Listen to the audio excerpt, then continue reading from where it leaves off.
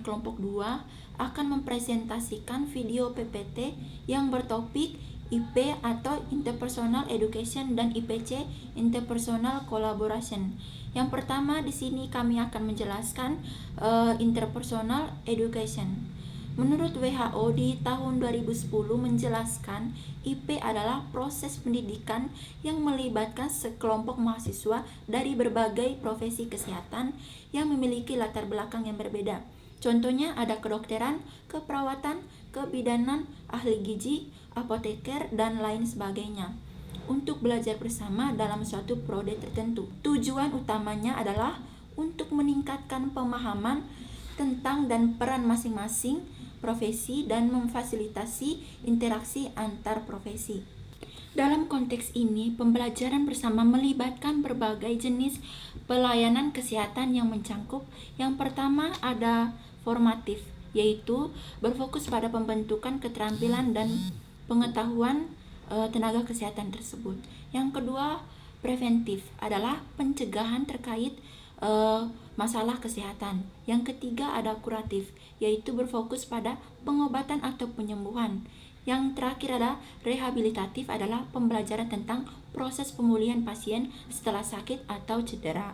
Selanjutnya menurut para ahli, di sini menurut CIP di tahun 1977 mengungkapkan bahwa IP adalah dua atau lebih profesi yang belajar tentang satu sama lain untuk meningkatkan kolaborasi dan pelayanan kesehatan. Selanjutnya CIP melanjutkan di tahun 2002 mengungkapkan IP adalah berfokus pada belajar tentang sesama tenaga kesehatan untuk meningkatkan kerjasama kualitas pelayanan pada pasien atau pada klien. Jadi kesimpulan mengenai interpersonal education adalah IP adalah pendidikan antar profesi di mana mahasiswa dari berbagai prodi kesehatan belajar bersama-sama untuk saling memahami peran dan tanggung jawabnya masing-masing. Selanjutnya ada tujuan IPE. IPE bertujuan Selanjutnya adalah tujuan. IPE bertujuan untuk membantu mahasiswa mengenal peran profesi kesehatan lainnya, meningkatkan kemampuan mahasiswa dalam berkomunikasi dan berkolaborasi, mencegah tumpang tindih antar profesi, meningkatkan kualitas pelayanan kesehatan, dan dengan menanamkan kompetensi IPE pada mahasiswa sejak dini, sehingga mereka dapat mengutamakan keselamatan pasien dan meningkatkan kualitas pelayanan kesehatan. Yang perlu difokuskan dalam IPE menurut Center of the Advancement of Interpersonal Education 2002, IPE berfokus pada belajar dari dan tentang sesama tenaga kesehatan untuk meningkatkan kerjasama dan kualitas pelayanan pada klien. Beberapa hambatan yang mungkin terjadi dalam proses IP antara lain. Yang pertama, hambatan penanggalan akademik. Yang kedua, peraturan akademik. Yang ketiga, tempat kegiatan. Yang keempat, evaluasi. Yang kelima, kebutuhan SDM atau sumber daya manusia. Yang keenam, dana. Yang ketujuh, jarak geografis. Yang kedelapan, waktu. Dan yang terakhir, kesiapan mahasiswa. Contoh kasus, seorang pasien simulasi mengalami stroke iskemik dan membutuhkan perawatan komprehensif dari berbagai disiplin. Penilaian dan diagnosis mahasiswa kedokteran, manajemen keperawatan, mahasiswa keperawatan, rehabilitas fisik, mahasiswa fisioterapi, manajemen obat, mahasiswa farmasi, nutrisi, mahasiswa gizi. Untuk selanjutnya, tujuan. Mahasiswa dapat memahami pentingnya kerjasama antar profesional dalam memberikan perawatan holistik yang efektif. Perawatan holistik yang efektif merupakan pendekatan perawatan pada pasien dengan mempertimbangkan aspek fisik, sosial, spiritual, serta psikologis pasien. Perawatan holistik berfokus pada kesejahteraan yang optimal dan pencegahan daripada hanya sekedar mengobati penyakit. Perawatan holistik menganggap bahwa aspek tubuh, pikiran, jiwa, serta emosi sebagai bagian penting dari proses penyembuhan. Dan hasil yang diharapkan, mahasiswa dapat menghargai peran dan kontribusi profesi lain dengan meningkatkan komunikasi serta kolaborasi antar profesional untuk mempersiapkan kolaborasi di tempat kerja nyata.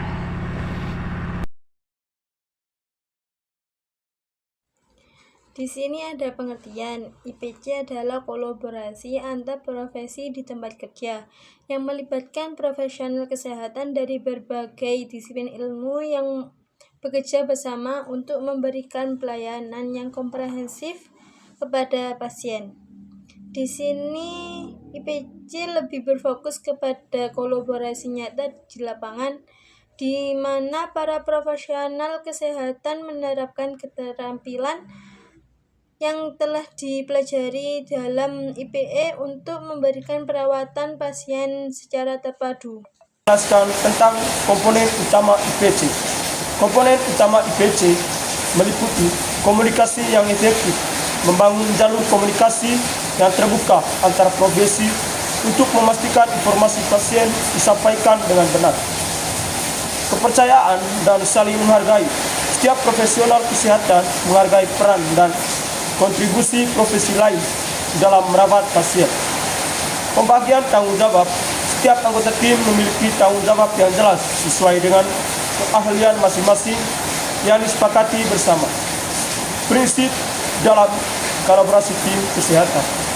Prinsip dalam kolaborasi tim kesehatan ada 5. Yang pertama, tujuan. Yang kedua, pengakuan dan penghormatan terhadap kekuatan masing-masing dan perbedaan. 3. Pengembalian keputusan yang adil dan efektif. Yang keempat, fokus pada pasien. Yang kelima, komunikasi yang jelas dan teratur.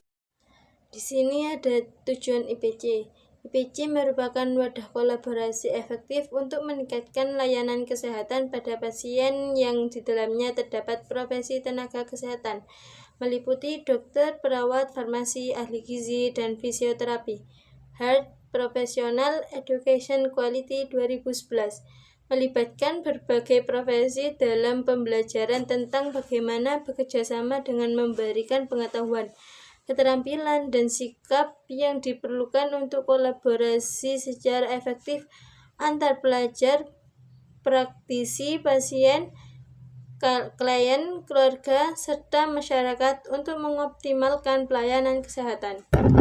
IPC atau kolaborasi antar profesi dalam pelayanan kesehatan memiliki manfaat penting yang telah didukung oleh hasil penelitian WHO 2010. Penelitian ini dilakukan di 42 negara dan menunjukkan bahwa penerapan praktik kolaborasi terdapat IPC terdapat beberapa hal penting, yaitu yang pertama, meningkatkan keterjangkauan dan koordinasi layanan kesehatan. Yang kedua, meningkatkan kualitas perawat pasien. Yang ketiga, mengurangi risiko kesehatan medis. Yang keempat, efisiensi sumber daya. Baik, kita masuk ke contoh kasus. Seorang pasien pasca operasi, penggantian sendi lututnya membutuhkan perawat komprehensif untuk pemulihan. Untuk pemulihan tersebut, tim medis melakukan kolaborasi tim seperti dokter ortopedi, di mana dokter ortopedi ini memantau hasil operasi dan memastikan pasien tidak mengalami komplikasi. Yang kedua, yaitu perawat, di mana perawat melakukan pengelolaan nyeri, memadukan tanda-tanda vital, dan melakukan aktivitas seharian seperti melakukan mobilisasi kepada pasien. Yang ketiga, yaitu mobilitas, di mana mobilitas tersebut yaitu merancang program untuk meningkatkan mobilitas dan kekuatan sendi. Yang keempat, yaitu ahli gizi, di mana ahli gizi memberikan panduan nutrisi untuk mendukung kesehatan, yaitu psikolog, di mana psikolog membantu pasien mengatasi kecemasan dan adaptasi fisiologis terhadap keterbatasan mobilitas sementara. Hasil dari kolaboratif ini membantu pasien kembali ke aktivitas normal lebih cepat, mengurangi risiko komplikasi, dan meningkatkan kualitas hidup. Di sini saya akan melanjutkan kesimpulan, yaitu dengan adanya penerapan kolaborasi antara kesehatan menghasilkan keberhasilan dalam memberi pelayanan yang baik bagi pasien, rasa menghargai perbedaan antara profesi dan cara memanfaatkan keahlian dari masing-masing profesi secara optimal. Yang pertama, mengurangi risiko keselamatan dalam perawatan dengan meningkatkan komunikasi antara disiplin. Yang kedua, mempercepat pengambilan keputusan yang tepat karena berbagai sudut pandang dapat dipertimbangkan. Yang ketiga, meningkatkan kepuasan pasien. IPE dan IPC adalah konsep pendidikan inovatif dalam profesi kesehatan yang mendorong kolaborasi antar tenaga kesehatan. IPE dan berfokus pada proses pendidikan di mana mahasiswa dari berbagai disiplin kesehatan belajar bersama untuk memahami peran masing-masing sehingga mereka siap bekerja dalam tim interprofesional. IPC di sisi lain adalah implementasi prinsip kolaborasi ini dalam dunia kerja.